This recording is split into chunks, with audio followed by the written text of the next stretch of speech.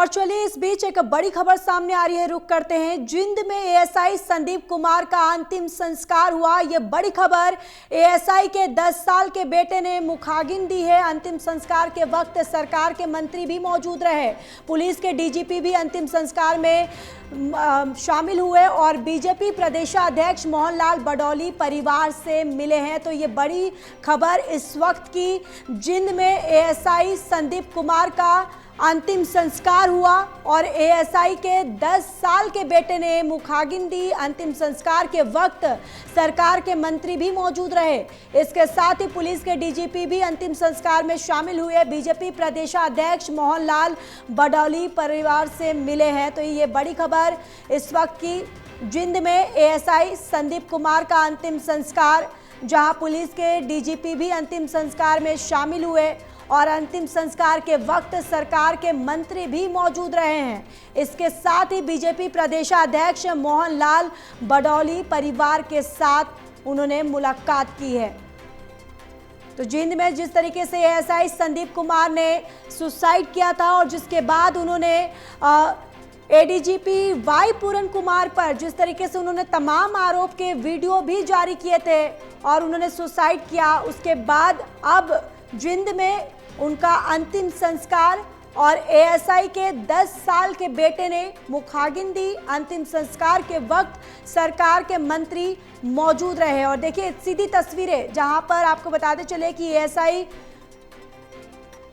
संदीप कुमार का ये अंतिम संस्कार की ये लाइव तस्वीरें, जहां उनके 10 साल के बेटे ने मुखाग्नि दी है। और देखिए इस अंतिम संस्कार वक्त सरकार के मंत्री भी मौजूद रहे।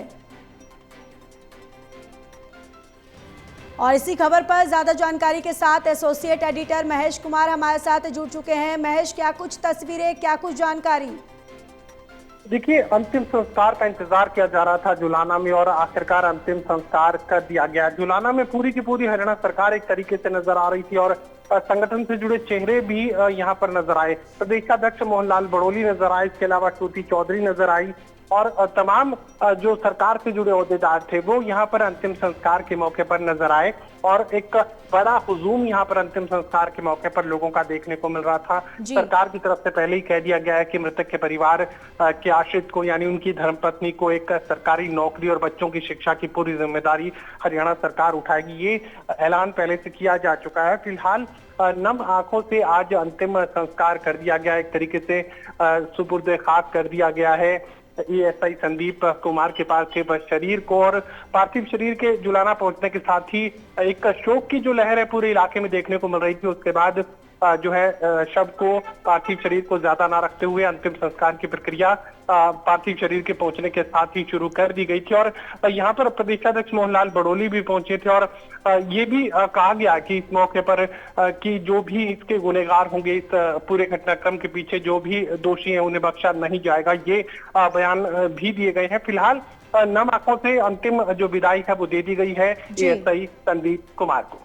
बिल्कुल। और महेश, आपसे समझना चाहेंगे कि देखिए जिस तरीके से प्रदेशाध्यक्ष मोहनलाल बडौली ने परिवार से उन्होंने मुलाकात की, इस मुलाकात के दौरान क्या कुछ बातें हुई, क्या कुछ बातें निकलकर सामने आ रही है, क्या कुछ आश्वासन दिया गया परिवार को?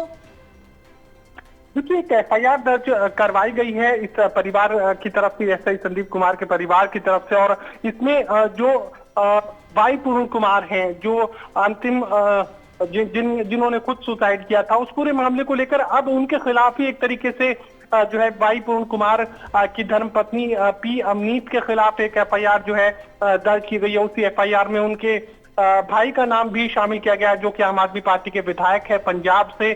तो यकीनन परिवार के जो तमाम दूसरे सदस्य थे उन्हें भी आरोपी बनाया गया है। इसके अलावा जो गनमैन थे, जो सुरक्षा कर्मी थे वाई पूरन कुमार के, उन्हें भी इस मामले में इस एफआईआर में आरोपी बनाया गया है। और इस एफआईआर को लेकर कहा गया कि मजबूर किया गया था एएसआई संदीप कुमार को, जिसकी वजह से उन्होंने अपनी जान दी, अपनी जीवन लीला खत्म कर ली। और जो आरोपी हैं एफआईआर में, जो रोहतक में एफआईआर दर्ज की गई है, संदीप कुमार के परिवार के लोगों की तरफ से एफआईआर दर्ज करवाई गई।